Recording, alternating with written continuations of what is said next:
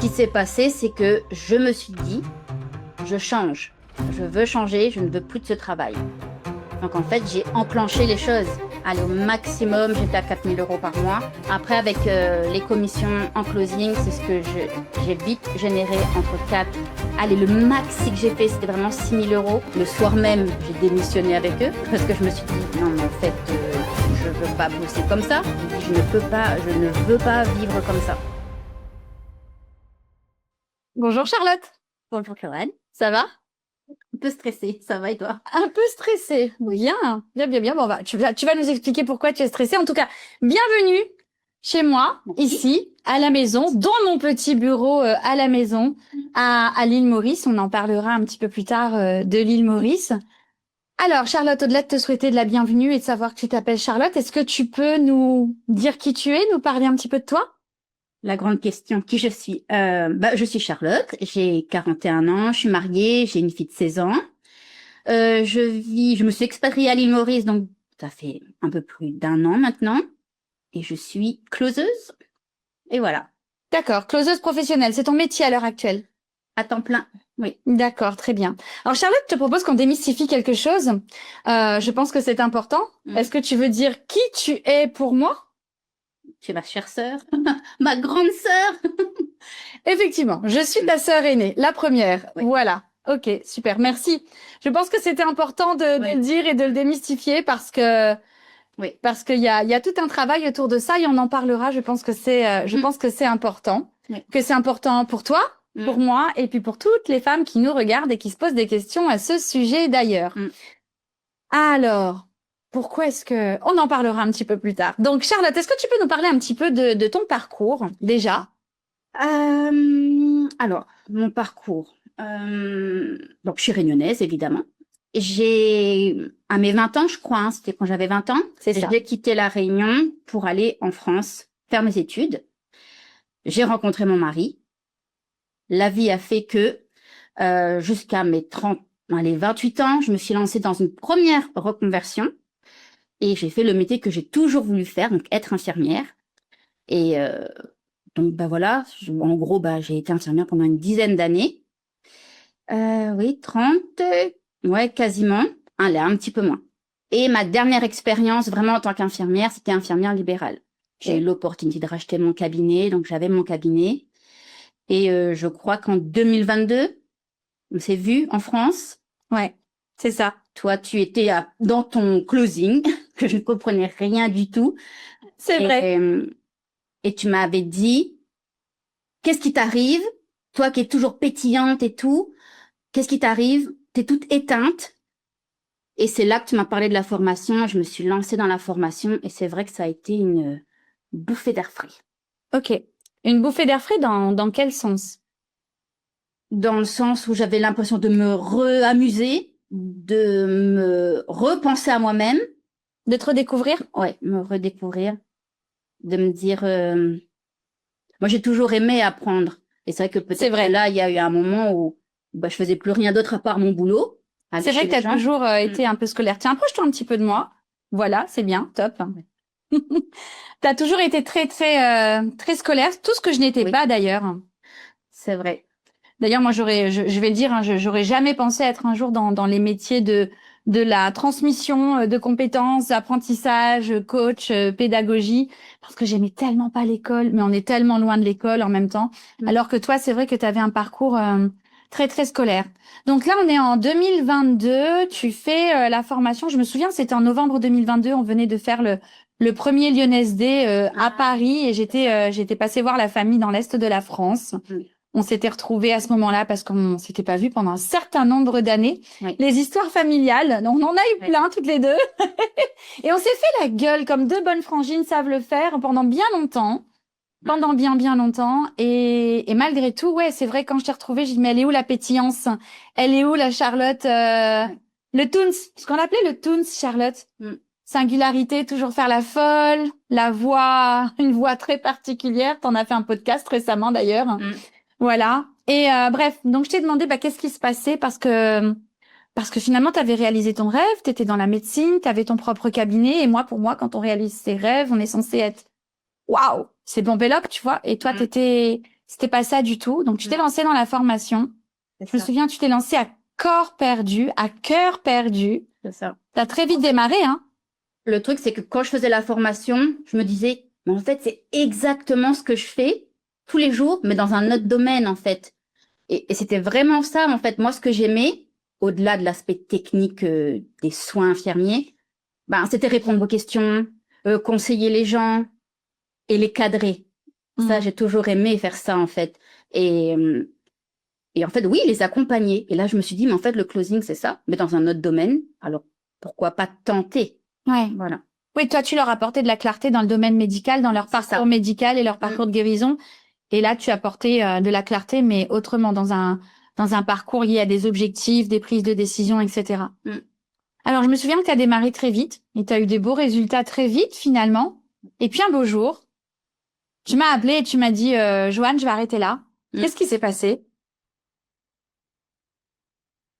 Je ne sais pas. Ou peut-être que j'étais pas prête et je me disais, en fait, ah non, c'est pas pour moi, moi, j'ai pas envie de vendre. Et voilà, en fait, c'était ce que je m'étais dit. C'est certainement une excuse que je me suis trouvée parce qu'en fait, j'arrivais pas, en fait, à combiner les deux. Le métier d'infirmière libérale où tu as des heures en pagaille et à faire du closing à côté. Et ça prenait trop de temps.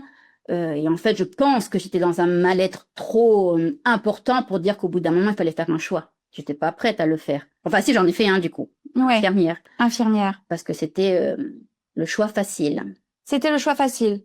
Retourner dans toutes ces difficultés alors que tu voyais que tu étais capable de générer plus ou moins les mêmes revenus et que tu aurais même pu arrêter le cabinet finalement. Mais enfin, moi, je me pose la question parce que je vais te dire très sincèrement ce que je me suis dit ce jour-là. Je me suis dit, c'est de l'auto-sabotage.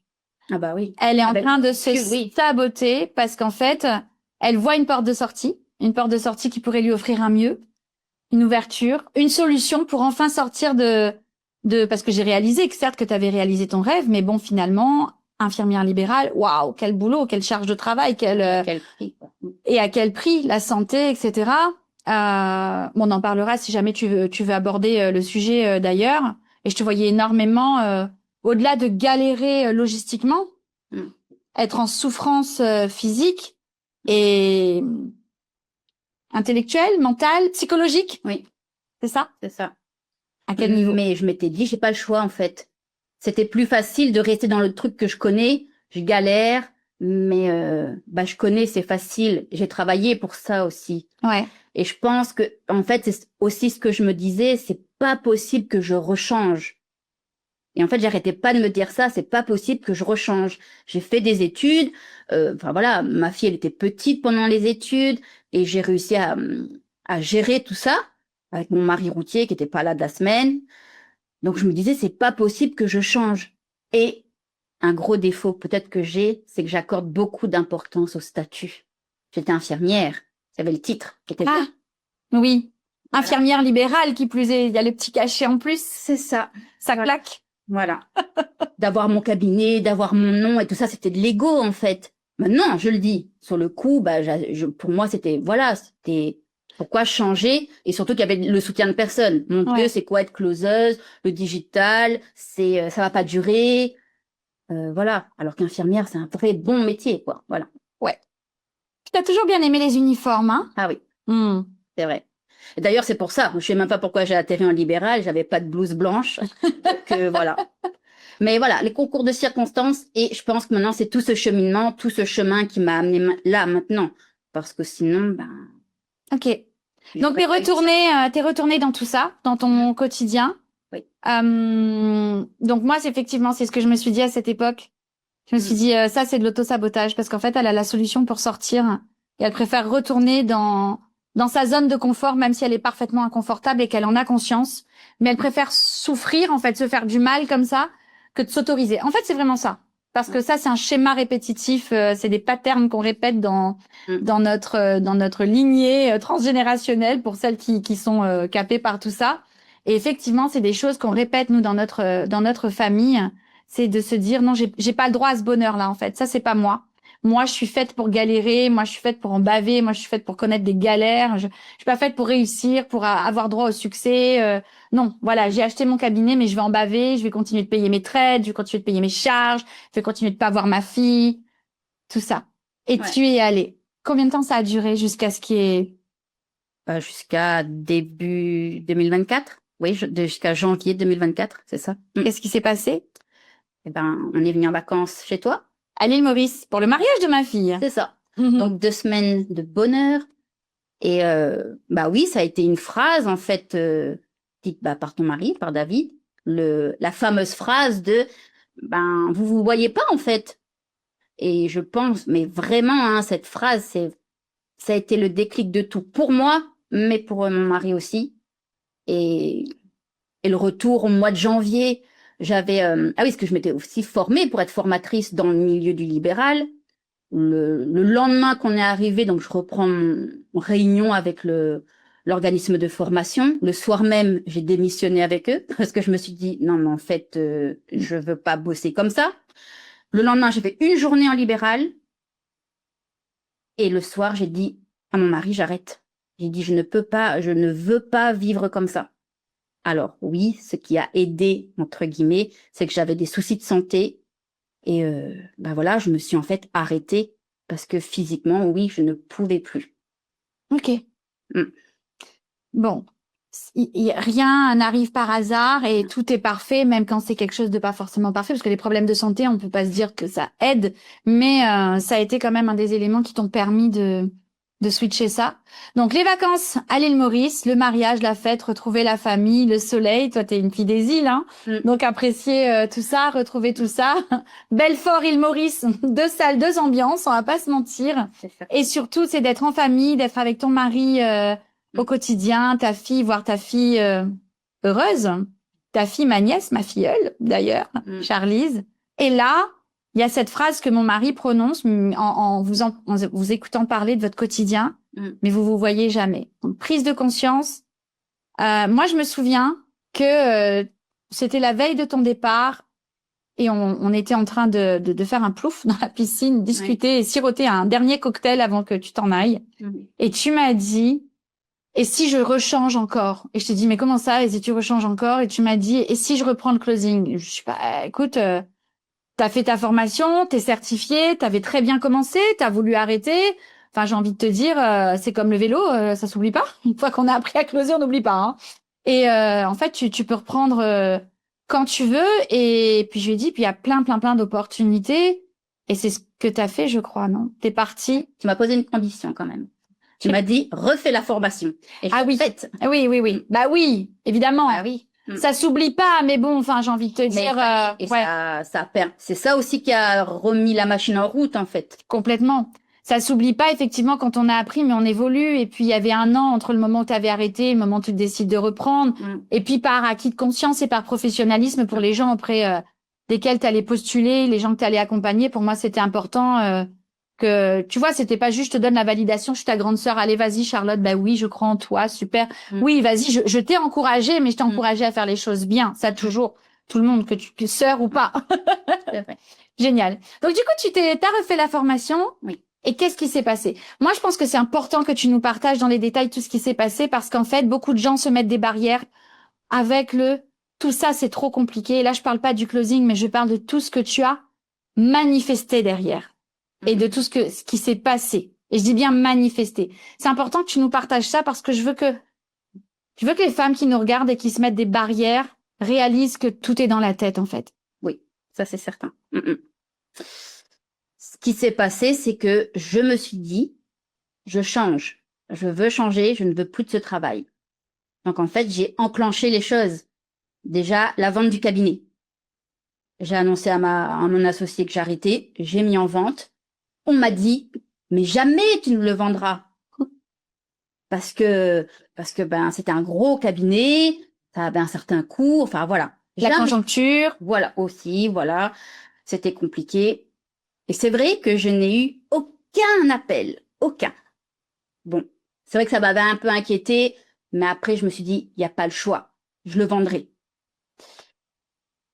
En parallèle, alors tout ça, où j'ai mis un peu mon mari devant le fait accompli aussi. Lui, il n'a pas trop cru au départ. Il s'est dit, oui, allez, on verra, elle a besoin de se reposer, ça va aller mieux. Un jour, j'ai appelé une agence immobilière, pareil, pour la maison, parce qu'en fait, je me suis dit, louer, vendre, qu'est-ce qu'on fait avec cette maison? La dame, en fait, elle est venue et j'ai trouvé tellement bienveillante par rapport à d'autres agents immobiliers. C'était vraiment de se dire, bah, en fait, ouais, votre projet, il est top, quoi. Vous voulez partir vivre à l'île Maurice. Parce que moi, dans ma tête, je partais vivre à l'île Maurice, quoi. La maison, c'est pareil. On nous a dit, mais avec la conjoncture, vous ne la vendrez jamais. En 15 jours, elle s'est vendue. 15 jours? Oui. Ah oui, en plus... Il y a eu une visite, coup de cœur, contre-visite. Ils ont fait une proposition, on a accepté et c'était fini, quoi. Ouais, 15 jours, j'avais oublié ce détail. Ouais. Parce que c'était pas gagné le quartier. Mm. Et vous vouliez pas sous-évaluer ou sous-vendre, je sais pas comment on dit. Bah oui, c'est ça. Ouais. On voulait une bonne évaluation, je sais pas comment Ouais. on dit le mot. Une bonne porte de sortie, en tout Voilà, cas. c'est ça. Et en fait, tout s'est enchaîné naturellement. Ça n'a pas été difficile. Il n'y a pas un moment où je me suis dit, oh punaise, le drame, oh mon Dieu, qu'est-ce qu'on fait? Non, en fait, tout s'est fait naturellement. Une personne, un jour, m'a appelée. Elle me dit, j'en ai marre de travailler à l'hôpital, je voudrais avoir mon cabinet. J'ai vu que vous vendiez, quoi. Ok. Elle est venue faire 2 tournées. Elle a vu, je lui ai expliqué, on s'est vu 2, 3 fois. Elle a dit banco. Et c'était parti. Les inscriptions pour le lycée à Charlize. Bon, on a eu de l'aide de la famille ici, c'est certain. Mais en fait, tout s'est fait naturellement. Le moindre papier qu'on demandait, ben, on obtenait le papier. Tout se faisait naturellement, en fait. Parce que dans ma tête, je me disais, on part, c'est fini, je ne veux plus de cette vie. Voilà. En fait, tu as décidé que tout devait s'aligner et tout s'est aligné. Ouais. Voilà. Donc, est-ce que tu t'es rendu compte, au passage, on y croit pas, mais que tu avais un fort pouvoir de manifestation? Ça, au fond de moi, je pense que je le savais un peu. J'ai pas fait le lien tout de suite. C'est toi qui me l'as dit d'ailleurs. Mais je veux dire, avec le recul, quand je repense à certaines choses, oui, je manifeste, ça c'est certain, quoi. Ok. Et est-ce que tu veux expliquer ce que ça signifie? Puis il y a peut-être des gens qui disent manifester. Comment ça? Elle va dans la rue, elle a des pancartes. Qu'est-ce que tu entends par je manifeste? De croire en quelque chose, mais c'est tellement fort. Et en fait, de l'incarner en soi, comme si c'était évident. Comme si c'était déjà fait. Voilà, c'est ça, comme si c'était déjà fait. Ça peut pas être autrement. Mmh. Et en fait, c'est souvent ça que j'ai comme réflexion, c'est ah mais oui, mais ça a été facile pour toi, bah oui, tu vends tout et puis tu pars. Mais en fait, c'est pas une question de facilité, mais c'était une question de je ne me laisse pas le choix. Parce qu'en fait, je me suis dit, punaise, tu mérites vachement mieux que ça, en fait, que de galérer et d'être en souffrance pour tout. Donc oui, en fait, juste de se dire tu mérites mieux, eh ben ton cerveau il se met en mode allez, on va l'aider. Et voilà. Donc, en fait, tu te choisis, et à partir du moment où tu te choisis, tu dis aussi stop à l'auto-sabotage. Ouais. Ok. Alors, question, et là, il n'y a pas de joker, il n'y a pas d'appel à un ami. Est-ce que c'est derrière toi complètement l'auto-sabotage ou c'est encore quelque chose avec lequel tu luttes au quotidien? Non, je lutte. C'est bien, merci de ton honnêteté. Ah bah non, ça c'est important. Oui. Bah, j'allais dire malheureusement ou heureusement, je sais pas, parce qu'en fait, c'est bien parce que tu t'auto-sabotes, tu réalises, tu mets les choses en place et puis t'avances. Ouais. Voilà. Je sais que moi, j'ai d'autres aspirations, j'ai d'autres projets et j'en parlais d'ailleurs sur mon dernier podcast ou le dernier post, je sais plus, de dire qu'en fait, bah, le closing, ça a été mon champ des possibles. Enfin, c'est mon champ des possibles. Et à un moment, bah, je le fermais en disant, bah non, c'est bon, t'as fait le closing, là, c'est bon, tu reste là tranquille, bouge pas. Mais en fait, bah oui, je suis un bélier, apparemment, on fonce. Et en fait, j'ai pas envie. Alors, oui, 2 petits bonhommes dans ma tête. Il y en a un qui me dit, Charlotte, reste tranquille. Et puis, il y en a un autre qui fait, non, non, vas-y, allez, fonce, go. Alors, ben, c'est pas facile, mais j'essaye d'écouter celui qui fonce, quoi. T'essayes d'écouter celui qui fonce. Et comment tu fais pour dire à celui qui te dit mais vas-y, reste tranquille? Tu lui mets quoi, une tarte pour qu'il aille se coucher? Ben là, enfin, je suis en train de suivre une mini formation et en fait, Enfin, j'écoute pas mal de podcasts. Il y a quelque chose qui revient, c'est de laisser comme un nuage passer. Et il dit ça, bah, laisse-le passer. Ouais. Et voilà. Ok. Effectivement. Oui, bah laisse passer. Ça passe. T'es pas obligé de t'accrocher au nuage et de partir avec. C'est ça. Bien. C'est très important. En fait, je voulais te poser cette question parce que beaucoup de gens pensent que on travaille sur un truc une fois et puis après c'est fait, c'est réglé. Alors qu'en fait, je pense que le travail sur soi, travailler à être la meilleure version de soi-même. Moi, j'aime pas trop cette expression en fait. Moi, je pense que on était déjà venus en étant la meilleure version de nous-mêmes. Et puis finalement, la société, l'éducation, les schémas familiaux, transgénérationnels, éducationnels, sociétaux, peu importe, en fait, nous ont conditionnés à un moment donné et nous ont éloignés bien souvent de l'authenticité, de notre nature authentique, de notre unicité, en fait. Pourquoi? Parce qu'il faut faire plaisir à la société, faut faire plaisir aux parents. Après, on va pas tout incriminer ni tout leur mettre sur le dos pour tout le monde, hein, bien souvent, mais les parents font ce qu'ils peuvent avec leurs moyens de conscientisation à ce moment-là et de compréhension. Ça se trouve, un de ces quatre, nos enfants, ils nous diront, alors, t'as tout foiré, hein, super.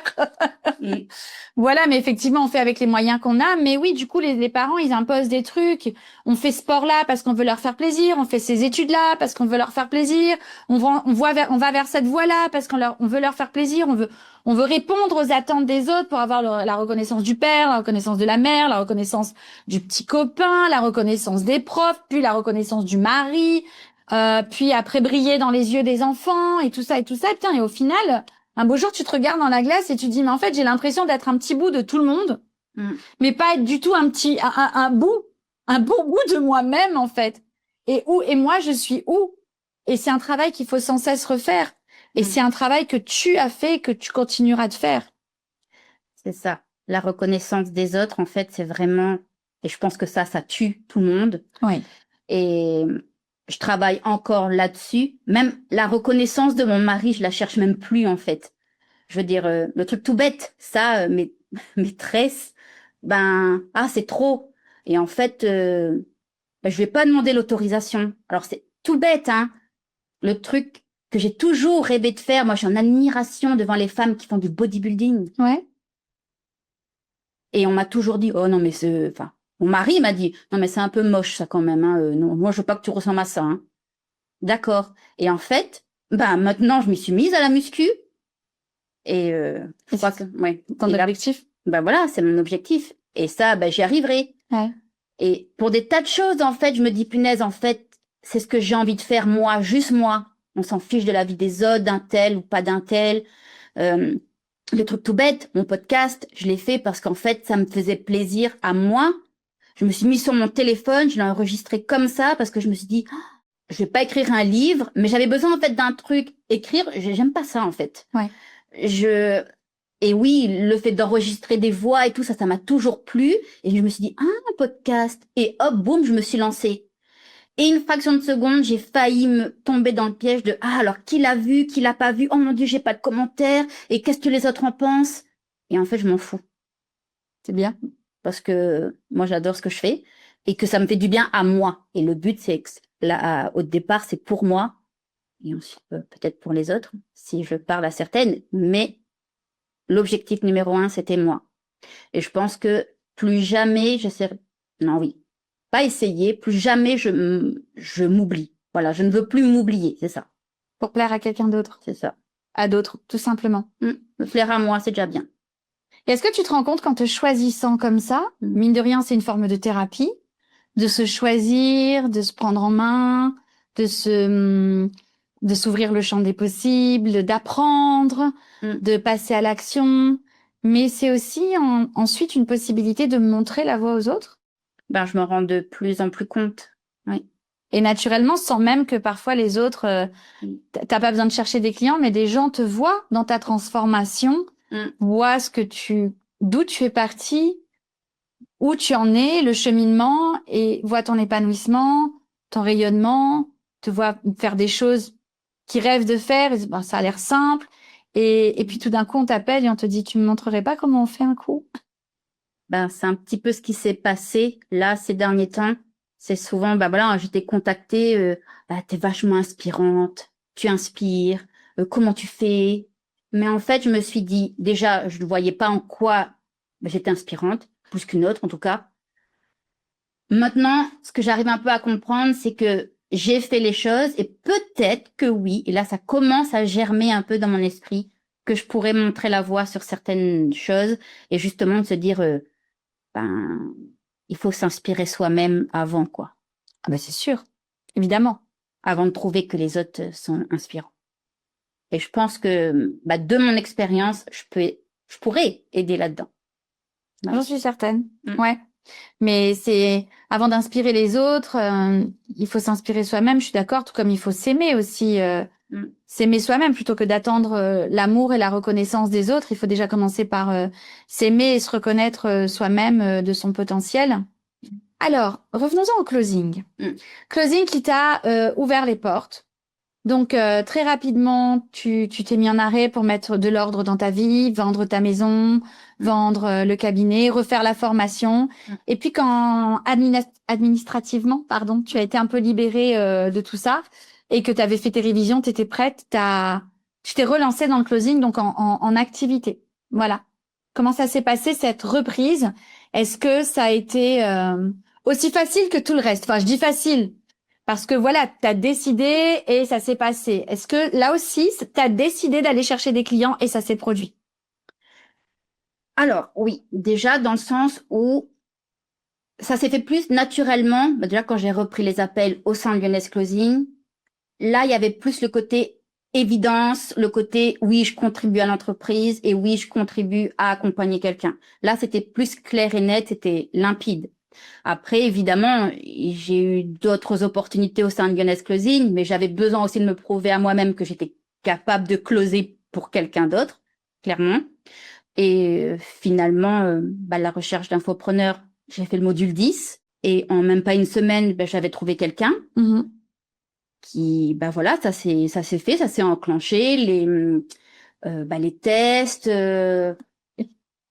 le fait de retravailler un autre script, d'avoir d'autres réunions, enfin tout ça, ça s'est fait naturellement. Alors, je suis pas restée longtemps avec elle, mais j'ai bien aimé. Après, c'était vraiment un programme qui me plaisait. Mais après, j'ai vraiment fait un choix de me focaliser vraiment sur Lyonnaise Closing. Ouais. Mais en fait, voilà, tout s'est fait naturellement, en fait. Et c'est vrai que c'est vraiment l'arrivée sur l'île Maurice où je me suis dit, je reste focus Lyonnaise Closing. Voilà. Ok, très bien. Top.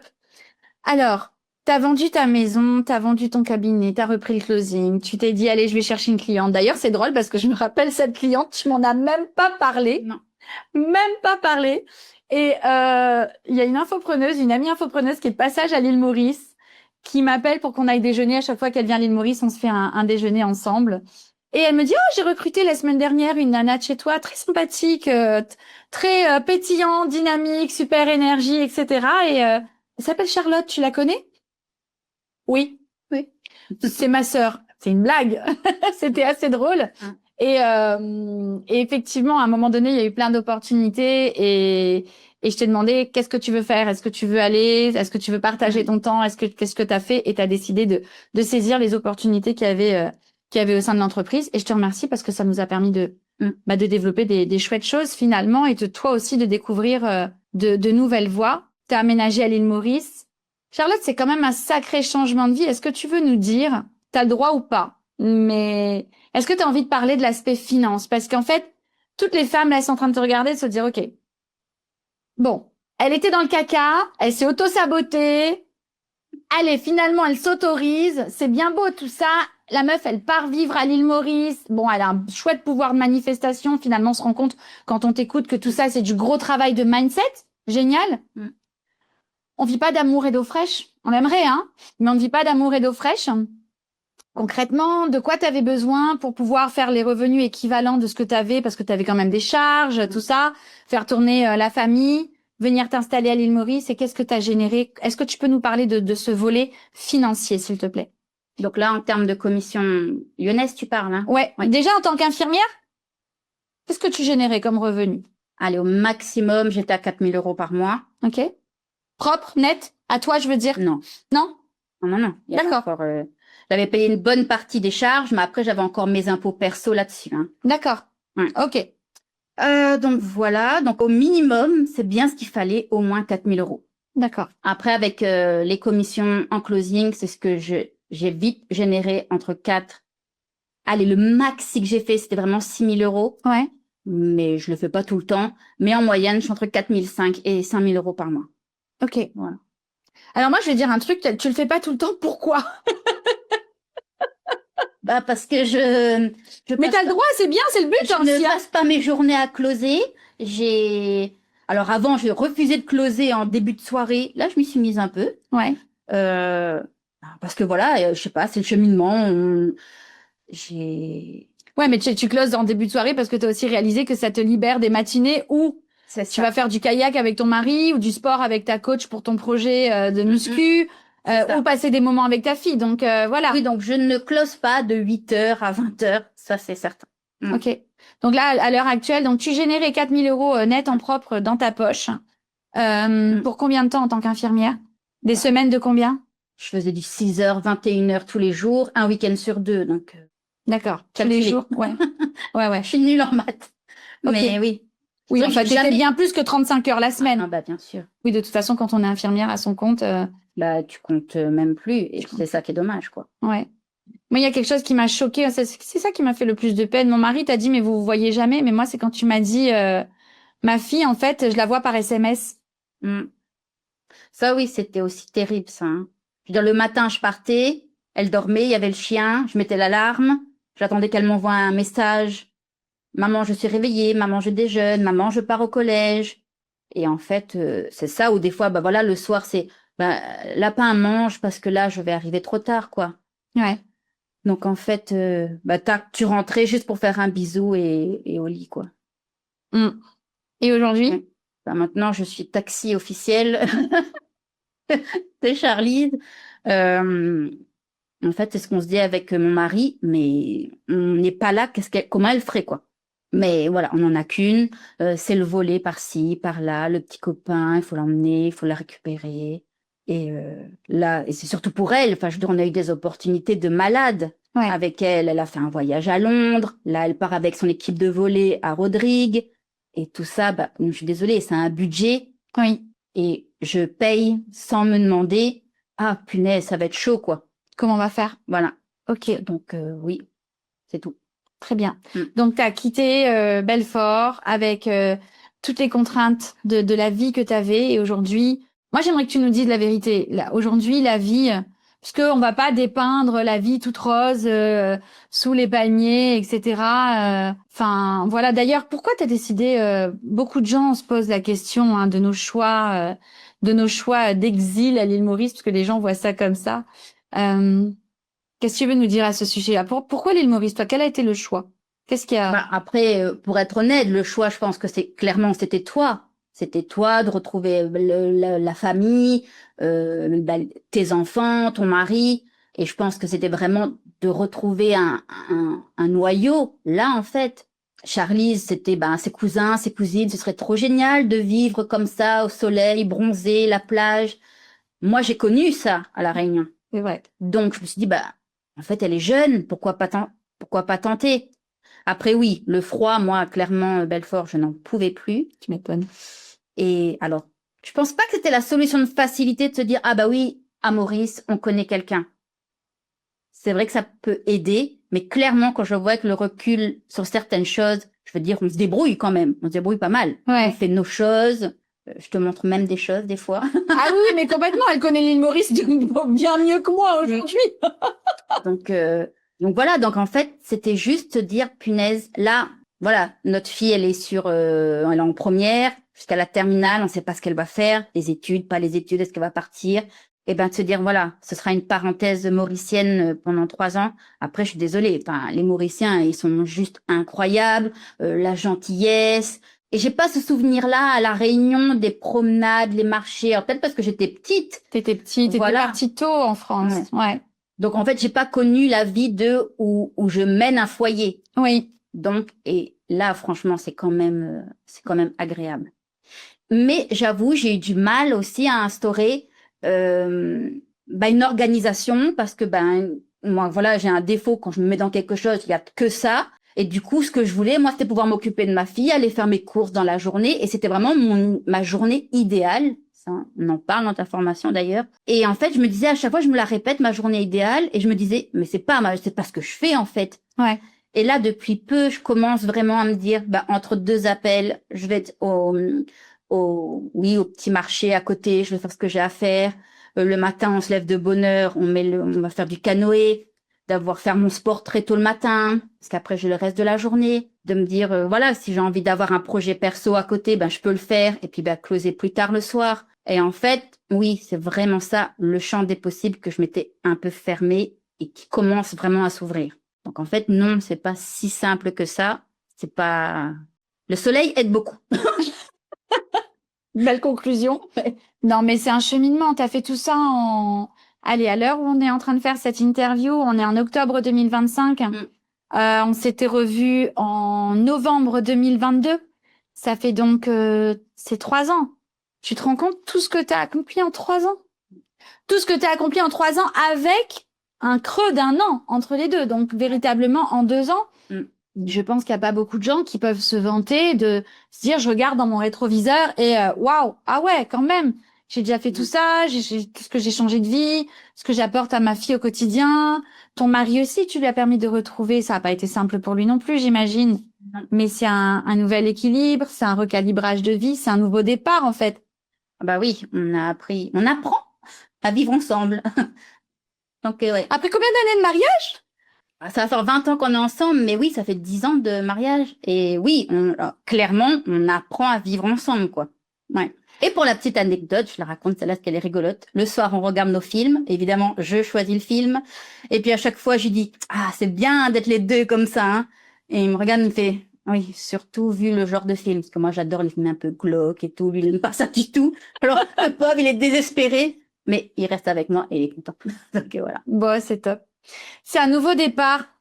Donc, en gros, pour moi, à l'issue de cette histoire, finalement, la clé, c'est de se dire que une compétence. Celle-ci, ça a été le closing. Mais ça pourrait être tellement d'autres choses, en fait, à partir du moment où on décide, où on se choisit, où on décide de passer à l'action. Une compétence, investir sur soi, se prendre en main, se choisir, peut vous offrir un champ des possibles, une nouvelle vie, un nouveau départ, peu importe votre âge. Et moi, ce que je voudrais vous dire ici, c'est que il est jamais, jamais, jamais trop tard. Moi, quand j'ai décidé de faire tout ça, quand j'ai entrepris tout ça, j'avais 40 ans. Toi, ouais, voilà. Bon, moi, j'ai commencé à me former, à découvrir le monde de la formation en ligne et tout. J'avais 36 ans, mais le closing, j'avais 39 ans. Aujourd'hui, j'en ai 45. En 6 ans, j'ai changé tellement, mais tellement, tellement de choses dans ma vie. C'est un truc de fou furieux. Grâce à une compétence, parce que j'ai décidé de me choisir et d'investir en moi, de croire en moi et de pas écouter ce qui se passait derrière, parce que je sais que j'en ai écouté, j'en ai entendu des choses. Les jugements, les critiques, mais qu'est-ce qui se passe? Est-ce que son mari l'a fait cocu? Est-ce qu'ils sont en train de faire faillite? Est-ce qu'ils vont divorcer? Pourquoi est-ce qu'elle décide de reprendre sa vie en main à 40 ans, mais elle a un pet au casse? Mais en fin de compte, je le dis toujours, la vie des autres, AVIS, c'est que la vie des autres. Et en fait, les gens projettent leur peur sur vous. N'écoutez pas, choisissez-vous parce qu'il y a tellement de belles choses qui se passent derrière et vous offrez un renouveau, en fait, à votre vie, à votre famille, aux gens que vous aimez et vous inspirez. Et c'est ce que tu es en train de faire aussi. Ouais. Ah oui. Bah ouais. Parce que bon, on va le dire, par exemple, hein, c'est tout bête, mais une telle décision t'aurait jamais amené à l'île Maurice. Charlie serait pas en train de vivre tout ce qu'elle est en train de vivre et toutes ces opportunités. Il y aurait pas le chéri. Ouais. Voilà. Ça aurait été bête qu'ils se loupent ces deux-là. Mais on sait pas s'ils vont faire leur vie ensemble. On n'en sait rien, mais ça aurait été bête. C'est une belle histoire, une belle amitié avec des gens que tu rencontres, les parents. Oui. Moi, en faisant ça, j'étais loin de me douter, lorsque je me suis formée, que le Covid arriverait 6 mois après, qui me ferait tellement flipper que je dirais à mon mari, ah non, je veux réaliser mon rêve. Moi, je vais aller vivre sur l'île de mes rêves où on fait du golf tous les jours. Ma fille qui viendrait, qui rencontrerait son mari. J'ai un petit-fils qui est mauricien. Tout ça est parti d'une décision. C'est ça qu'on a envie de vous partager aujourd'hui. C'est que rien n'est facile. Absolument pas. Il y a même des journées où, franchement, comme tout le monde, on a envie de rester sous la couette, hein, même s'il fait beau, il fait chaud dehors. Parce que tout le monde a sa vie, ses problèmes, sa réalité. Mais la fuir ne sert à rien. Au contraire, s'y confronter, se choisir, poser des intentions et passer à l'action, par contre, c'est ce qui résout tout. Ouais, passer à l'action. Je crois que c'est vraiment ça le maître mot, le mouvement, de bouger, de pas rester sur place en mode je suis pétrifiée par ce qui se passe. Et moi, je l'ai été, à me dire mon Dieu, je suis enfermée dans un truc.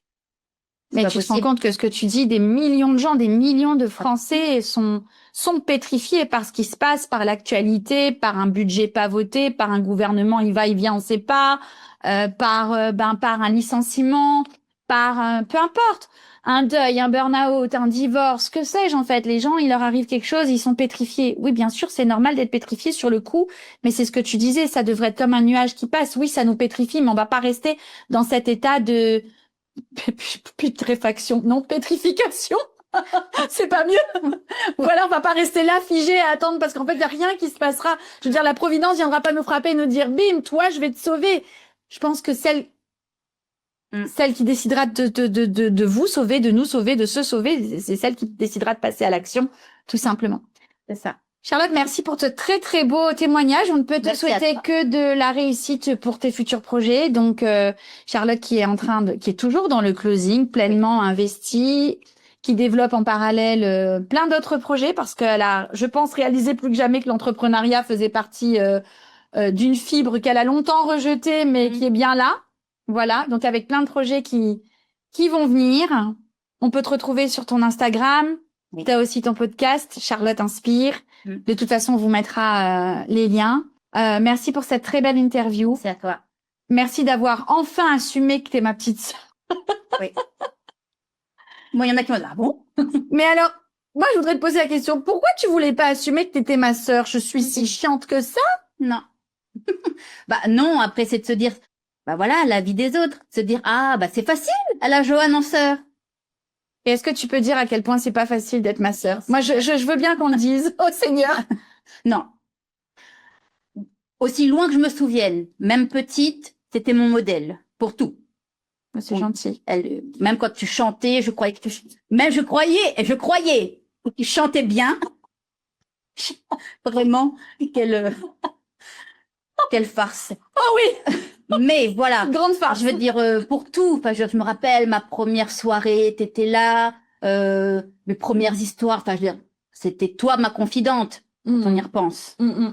Et pour des tas de choses, je t'ai suivie et t'as toujours été un modèle pour vraiment des tas de choses. Alors, si, par rapport à ce que tu disais au début, que justement, t'étais pas scolaire, moi, ce que je peux dire avec mon regard à moi, c'est ce que t'as créé là aujourd'hui, c'était évident, en fait.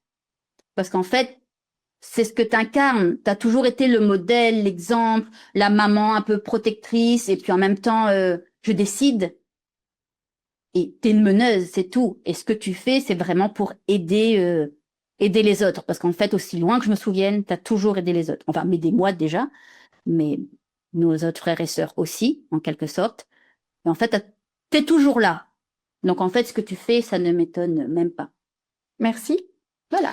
Mais là où je voulais dire que non, c'est pas facile d'être ma sœur, tout comme c'est pas facile pour mes enfants qui travaillent avec moi, c'est que je suis quelqu'un d'extrêmement exigeant. Et l'exigence que j'ai vis-à-vis de moi-même, je peux pas concevoir que les gens ne soient pas exigeants vis-à-vis d'eux-mêmes. Et quand ils le sont pas assez, eh bien moi j'arrive en mode t'es pas assez exigeante, hein. Je veux que tu sois plus exigeante avec toi. Et c'est vrai que je suis plus fluide avec les clientes, les amis, enfin voilà, la sphère un peu plus éloignée. Ouais. Et c'est vrai qu'avec mes très proches, famille, ma meilleure amie ou encore mes frères et sœurs, toi notamment, parce que la vie fait que tu es plus que la seule sœur que je fréquente. J'ai été trop exigeante. Koh-Lanta, il n'en restait qu'une, c'est la tribu rouge, voilà. Et ouais, je suis très exigeante et non, effectivement, c'est pas facile. Et faire le choix de renoncer à d'autres opportunités finalement qui étaient beaucoup plus faciles pour toi, pour travailler à mes côtés, c'est plutôt ça qu'il faut voir, je pense. Enfin, en tout cas, moi, c'est ce que j'ai retenu quand j'ai vu que tu ne partais pas sur certaines opportunités qui te tendaient les bras et qui pouvaient peut-être même t'offrir beaucoup plus qu'à mes côtés. Je me suis dit, waouh, du courage, hein, quand même, hein. Bah, après, c'est que, voilà, tu dis les choses.